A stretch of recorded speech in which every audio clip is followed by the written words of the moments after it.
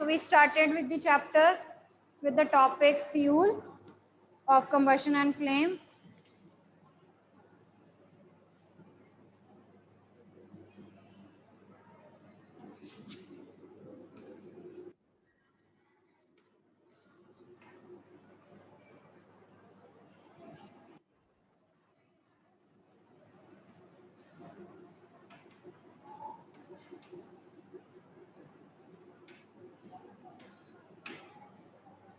So last time we discussed about the structure of flame, okay? The structure of flame or the zones of flame, जिसमें हमने 3 zones की बात की थी, at the luminous one, non-luminous, dark zone and a blue zone, ठीक है?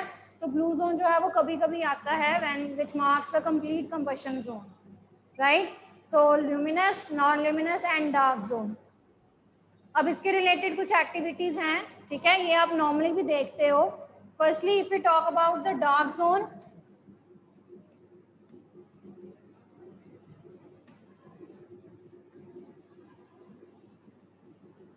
and the luminous zone. Okay, what you have to do is, जो dark zone है flame का, this one, this part जो weak वाला part होता है आपका, ठीक है? This is the dark zone actually, ये वाला सारा part. इस dark zone में आपने क्या करना है? You have to bring a glass tube into it. Okay, what you have to do is you have to bring a glass tube into this zone. तो आपने एक ग्लास ट्यूब जो है यूजिंग द टोंग इस वाले जोन में hold करवानी है. Now this zone it actually marks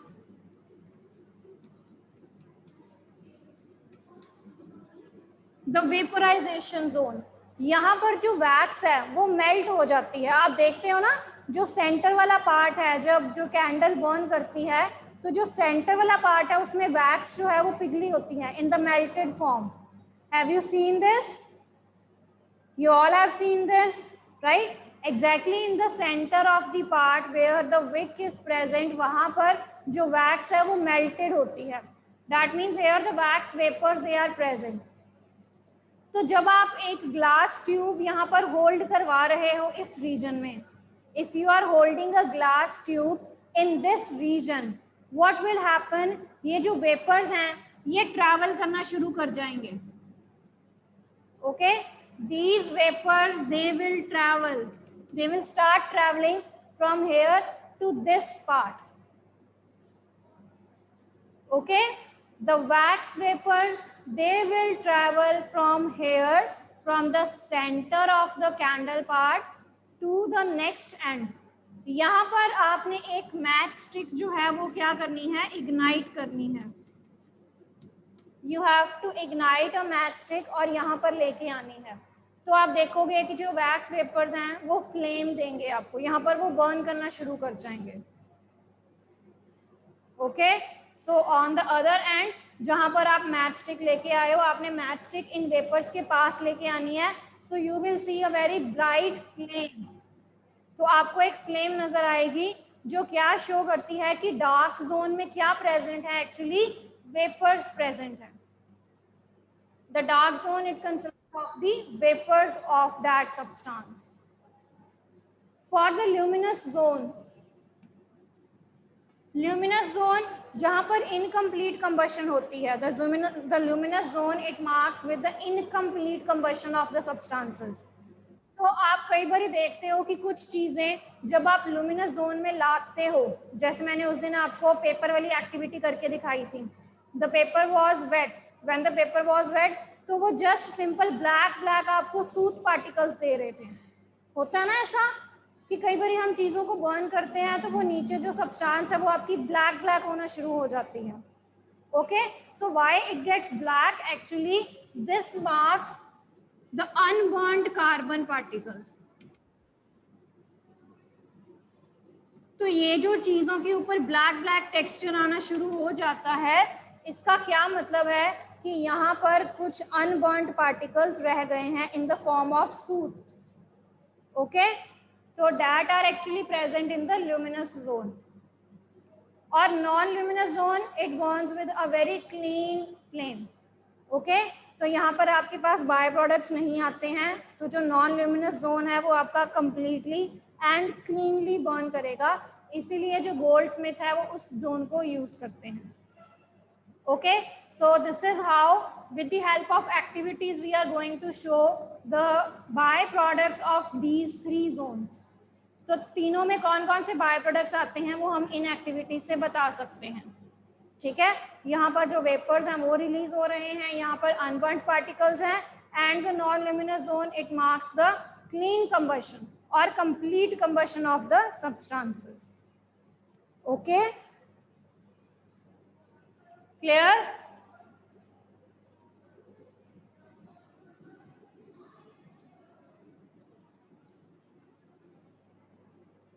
Now coming to the next part, we started with fuel. तो फ्यूल कोई भी ऐसी चीज है जो बर्न करती है in order to give you heat, light and energy. Okay, so fuel is any substance that undergo basically the process of combustion.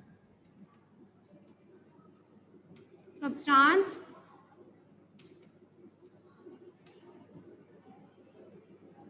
that undergoes combustion. Okay, तो कंबशन का मतलब क्या है कि उसने हीट करके, उसने बर्न करके आपको क्या क्या देना है। It is going to give you heat, light. Okay, तो एनर्जीज की कोई भी फॉर्म हो सकती है, either in the form of heat और either in the form of light energy. ठीक है, अगर कोई भी चीज आपको एनर्जी देती है, किसी भी प्रोसेस में अगर एनर्जी रिलीज होती है, तो उस प्रोसेस को हम कौन सा प्रोसेस कहते हैं? We called that process as exothermic.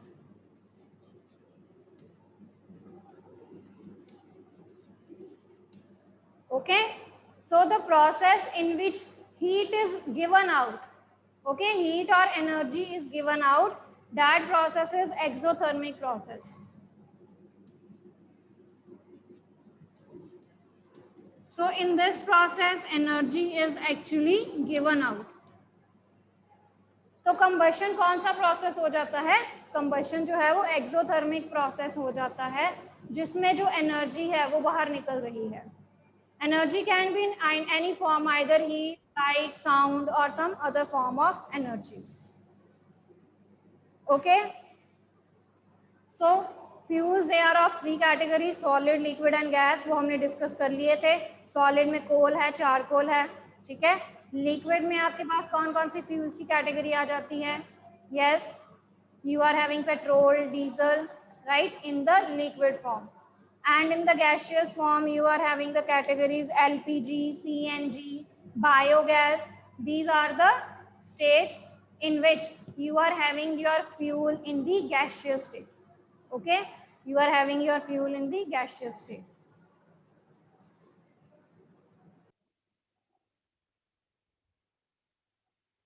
Okay, coming to the next part, now we are going to do, is any ideal fuel we are having?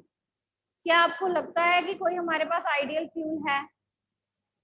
Right, तो वो देखने के लिए हमें सबसे पहले आइडियल फ्यूल की कैरेक्टरिस्टिक्स देखने पड़ेंगे, राइट, कि हमें कैसा एक्चुअली फ्यूल की डिमांड है, हम जिसको आइडियल कह रहे हैं। Okay, so let's see the characteristics of fuel firstly, and then we will decide whether any fuel is ideal fuel और नॉट, राइट। तो कैरेक्टरिस्टिक से भी पहले हम एक टर्म डिफाइन कर लेते हैं, that is the calorific value that we will be using in our characteristics. So that is calorific value.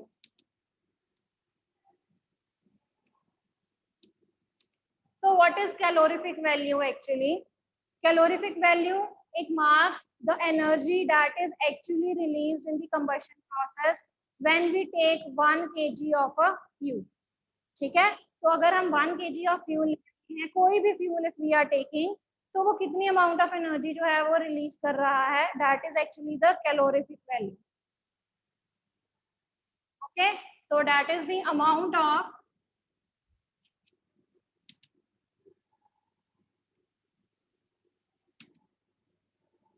heat energy produced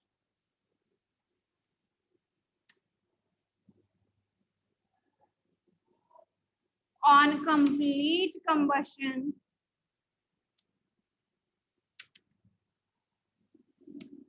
of 1 kg of fuel,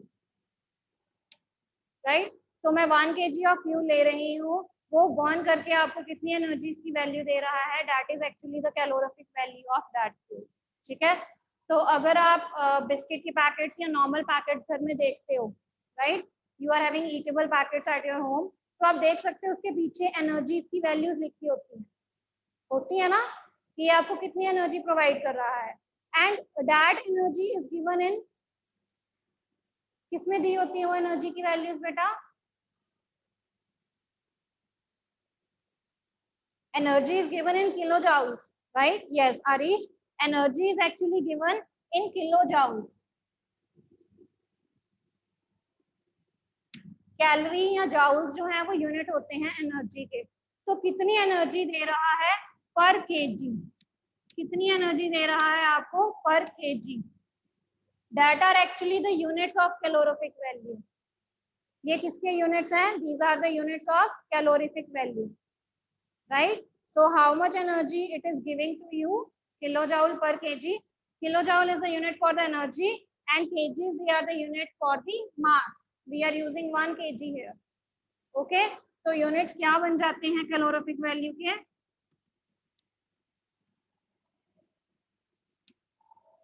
so they are kilojoules per kg, okay, right? चलिए अब characteristics define कर लेते हैं, ideal fuel के क्या क्या characteristics हैं।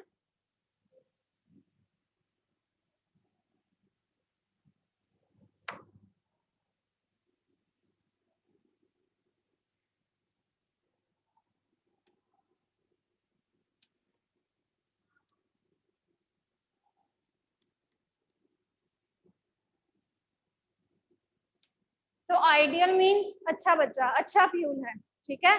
तो वी विल बी सेइंग कि कौन सा अच्छा फ्यूल है, कौन सा अच्छा फ्यूल नहीं है, ओके। सो जो इसके कैरेक्टरिस्टिक्स को मान लेगा, whatever the fuel it is obeying these characteristics of an ideal fuel, it will be an ideal one, ठीक है। और जो इनको नहीं करेगा that will be not the ideal one. But actual में कोई भी आइडियल नहीं होता है, no one is perfect, right, no one is perfect. तो हमें भी यहाँ पर ऐसा कोई आइडियल अच्छा बच्चा नहीं मिलेगा, अच्छा फ्यूल नहीं मिलेगा that is perfect in every sense, right. तो कैरेक्टरिस्टिक्स बोलिए बेटा। Yes, high calorific value, yes. तो बर्न करने के बाद हमें ज्यादा एनर्जी देंगे, ठीक है। So it should be having high calorific value. Second, it should burn easily, very good, जल्दी बर्न हो जाना चाहिए, इजीली बर्न होना जाना चाहिए, यस। और बेटा नो रेजिड्यू और harmful gases, very good, no residue और हार्मफुल गैसेस आफ्टर बर्निंग। तो बर्न होने के बाद ही हमें कुछ हार्मफुल गैसेस या बाय प्रोडक्ट्स या रेजिड्यूज जो हैं वो कम दें, ठीक है। So it should be giving very less byproducts, you can write. Yes, what next? That we have done, Ananya, in the calorific value, और proper ignition temperature होना चाहिए. It should be having proper ignition temperature. Proper ignition temperature का मतलब क्या है कि बहुत ज्यादा कम भी नहीं होना चाहिए, बहुत ज्यादा हाई भी नहीं होना चाहिए, ठीक है। बहुत कम होगा तो इजीली फायर कैच कर लेगा, बहुत ज्यादा होगा तो इजीली फायर कैच नहीं करेगा, ठीक है। So it should be moderate. Yes Harish, it should be cheap, easily available, ठीक है। It should be of low in cost and it should be easily available to us and easy to transport also. Very good. So इसको transport करने में कोई problem नहीं होनी चाहिए. It should be transported very easily. हाँ जी. Anything else?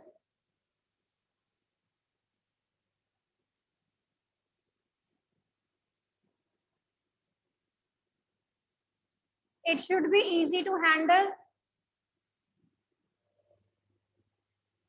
इधर लिख देते हैं, it should be easy to handle. Handle करना इजी होना चाहिए और स्टोर करना भी, ठीक है। जैसे उसको ट्रांसपोर्ट करना इजी होना चाहिए, वैसे ही उसको स्टोर करना भी क्या होना चाहिए, इजीली स्टोर होना चाहिए, इजीली हमें उसको हैंडल करना चाहिए। Okay, it should burn easily, बाकी हमने पॉइंट्स डिस्कस कर लिए हुए हैं। Okay,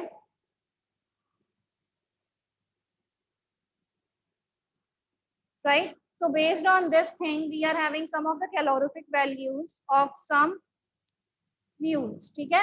And I'll be giving you only those values that are actually mentioned in your NCERT. तो हमने जो NCERT में values हैं वही discuss करनी है, okay? So yes Arish, as compared to LPG and wood, अगर मैं दो fuels को compare करूँ, मैं अभी आपको बताऊंगी calorific values, ठीक है? Calorific values के base पे हम judge करेंगे कि कौन सा ideal fuel है, कौन सा नहीं है। ओके तो अगर मैं एलपीजी और वुड में से ले रही हूँ तो एलपीजी जो है वो ज्यादा क्लीनर फ्यूल है क्योंकि वो ज्यादा इजीली बर्न कर रहा है, हाई कैलोरिफिक वैल्यू दे रहा है। ओके तो जो एनसीईआरटी में आपकी मेंशन्ड है वैल्यूज, हमने वही करनी है बेटा। There are calorific values that are actually mentioned in the NCERT book, तो आपने वो वैल्यूज अच्छे से कर लेनी है, right? They can be in the MCQ part. So the first one is, यहाँ पर मैं फ्यूल लिखूंगी, यहाँ पर उनकी कैलोरिफिक वैल्यू लिखेंगे हम, and that will be in kilojoules per mole, किलोजूल्स पर केजी, ठीक है? किलोजूल्स पर केजी में लिखेंगे इनकी वैल्यू। सबसे पहले है cow dung.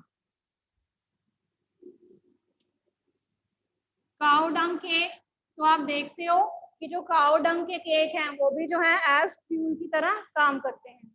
So they are having calorific value of just 6,000 to 8,000, right? 6,000 से 8,000 तक की है। Wood it burns with 17,000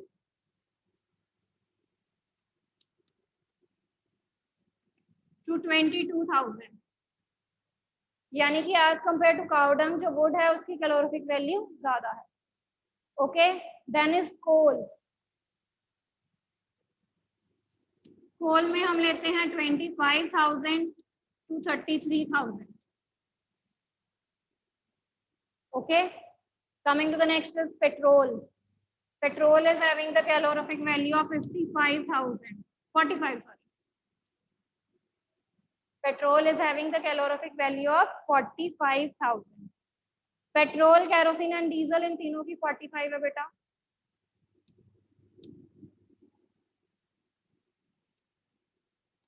Right? So these three will be having the value 45,000. उसके बाद methane, CNG and LPG. Okay methane, CNG and LPG. These three are having the value 55,000.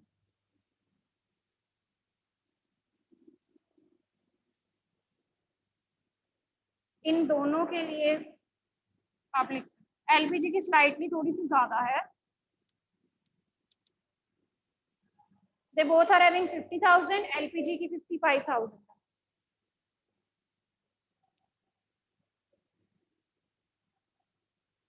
Biogas,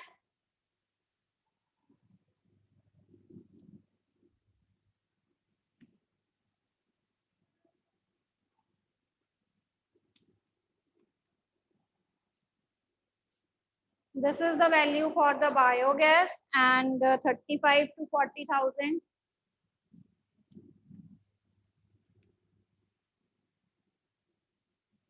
for the biogas, ठीक है जी।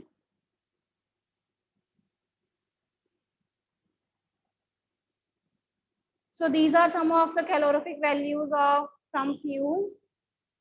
तो जिसमें से आप देख सकते हो, राइट? अगर मैं कंपेयर करूं एलपीजी और वुड की, तो एलपीजी क्लीनर फ्यूल है। ओके एलपीजी और एलपीजी और हाइड्रोजन की बात करें तो हाइड्रोजन जो है वो ज्यादा क्लीनर फ्यूल है। ओके राइट कोल और बायोगैस की बात करें तो बायोगैस जो है वो ज्यादा क्लीनर फ्यूल है। The value of biogas is actually 35,000 to 40,000. Biogas is 35,000 to 40,000.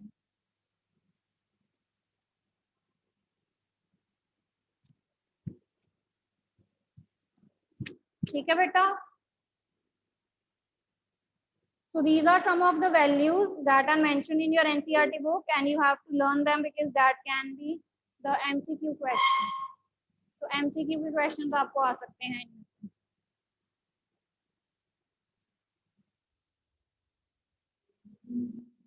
Now coming to the next part.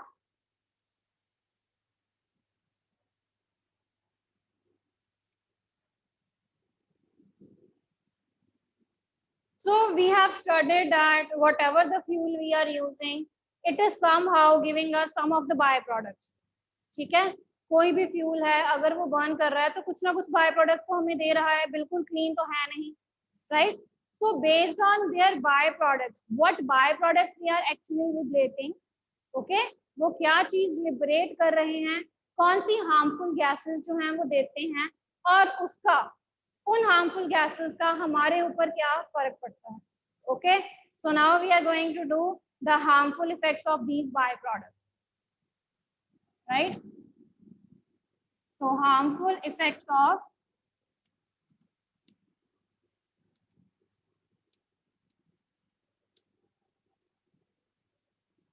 By product. तो जो भी बाय प्रोडक्ट्स निकल रहे हैं, जो भी गैसेस लिबरेट हो रही हैं, उनका हमारे ऊपर क्या असर है। Okay, so this we are going to study now. सबसे पहले अगर हम बात करें, if we talk about the wood, right, if we talk about the wood, wood जो है it is normally actually very easily available to all the people, specially जो backward areas में रहते हैं, रूरल एरियाज में रहते हैं, उनके लिए जो वुड है वो बहुत अच्छा सोर्स है as a fuel. Okay, but we have studied that wood is not actually the cleaner fuel. Wood जो है वो क्लीनर फ्यूल नहीं करता है, राइट, बहुत ज्यादा बायो प्रोडक्ट्स लिबरेट करता है, हार्मफुल गैसेस लिबरेट करता है। ओके, सो फर्स्टली जो फ्यूल है उसकी अवेलेबिलिटी के कारण, क्योंकि वुड जो है वो तो वो ट्रीज से ही लेंगे, राइट, और जैसे जैसे उसकी अवेलेबिलिटी इंक्रीज होती जाएगी, जैसे जैसे उसका यूज इंक्रीज होता जाएगा, वैसे वैसे जो डिफॉरेस्टेशन की एक्टिविटीज हैं that will be going on. पहली बात तो पहले तो वुड चाहिए ही, वुड कहाँ से मिलेगी, ट्रीज से मिलेगी, ट्रीज को काटना पड़ेगा, this will lead to the deforestation activities. Okay, अब बर्न कर रहे हैं वुड को, क्लीनर फ्यूल नहीं है, बहुत ज्यादा हार्मफुल गैसेस दे रहा है, so it is going to cause air pollution। Air pollution में जहां पर आपके पास carbon dioxide, carbon monoxide, sulphur dioxide, nitrogen dioxide, ठीक है, एसपीएम, एसपीएम इज सस्पेंडेड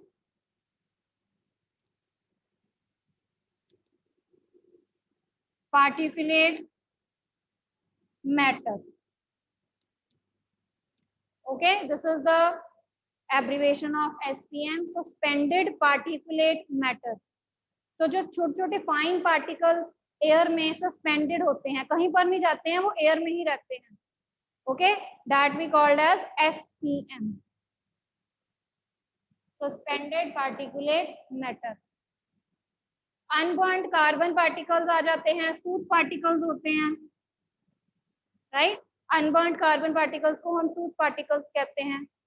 तो ये सारी चीजें जो हैं they are actually present in the air and they are caused by the burning of the substances, right. जो आपके व्हीकल एग्जॉस्ट हैं, व्हीकल से भी तो निकल रहा है, एलपीजी जो आप यूज कर रहे हो, सॉरी डीजल जो आप यूज कर रहे हो, petrol diesel, they all are causing some of these harmful gases.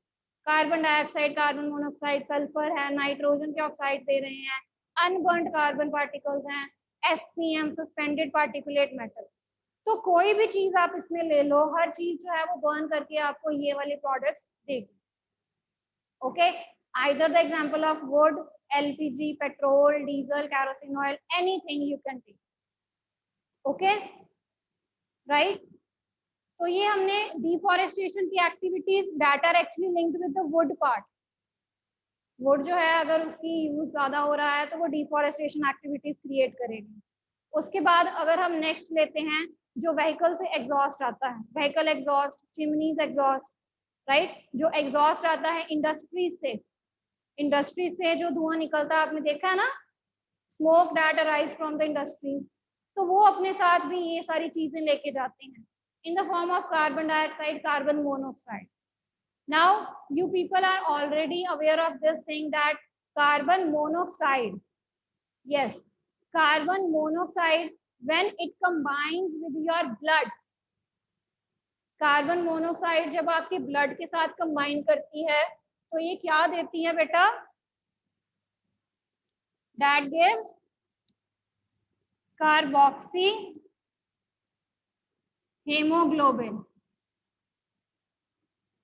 Carbon monoxide, when it basically gets combined with your hemoglobin, it forms carboxy hemoglobin that actually decreases the supply of oxygen.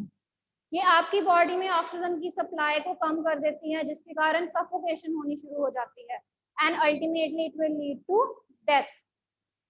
Okay, carbon dioxide global warming की situations कर रही है, जिससे क्या हो रहा है, जो गैसेस हैं, ग्रीन हाउस गैसेस हैं, जैसे कार्बन डाइऑक्साइड, मीथेन, ये ग्रीन हाउस गैसेस हैं.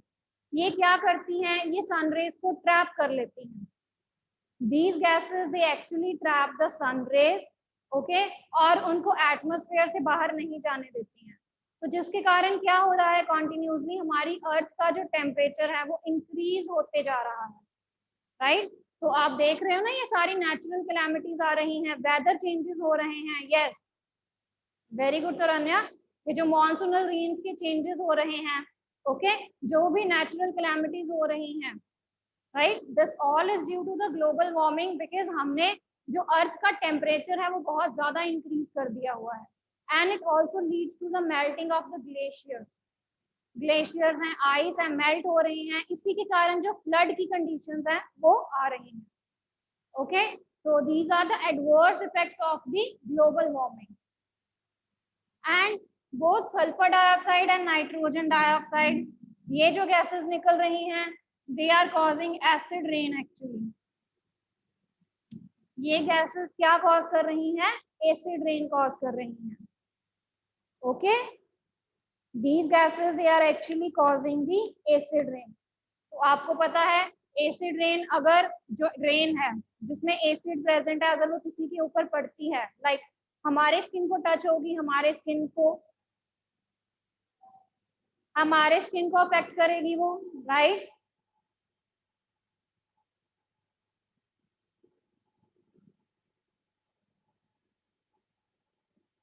और अगर ये क्रॉप्स के ऊपर पड़ती है तो ये क्रॉप्स की ग्रोथ को अफेक्ट करती है. ठीक है, जो ताजमहल का मार्बल है, that is also being corroded due to the acid rain. Aquatic animals है, उनके ऊपर भी जो एसिड रेन है, जब वो मिक्स हो जाती है तो that is also going to affect them. So these are some of the adverse effects of the byproducts that are actually releasing from the combustion or the burning of the fuels. Okay, so with this your chapter is complete.